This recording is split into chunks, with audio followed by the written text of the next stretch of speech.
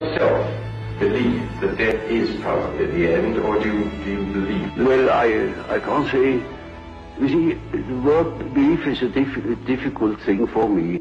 I don't believe. I must have a reason for a certain hypothesis.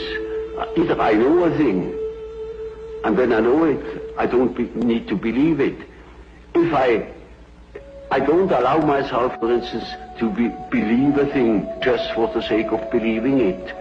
I can't believe it. But when there are sufficient reasons for a certain hypothesis, I shall accept these reasons, naturally. Well, now, you told us that we should regard death as being a goal, yes, and that to shrink away from it is to evade life and yes, life purposes. Yes. What advice would you give to people in their later life to enable them to do this, when most of them must in fact believe that death is the end of everything? When he is afraid, when he doesn't look forward, he looks back, he petrifies, he gets stiff and he dies before his time. But when he is living on, looking forward to the great adventure that is ahead, then he lives. And that is about what the unconscious is intending to do.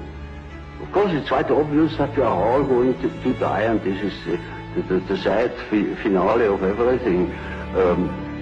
But nevertheless, there is something in us that doesn't believe it, apparently. But this is merely a fact, a psychological fact. Doesn't mean to me that it proves something. It is simply so. And I think if you think along the lines of nature, then you think properly.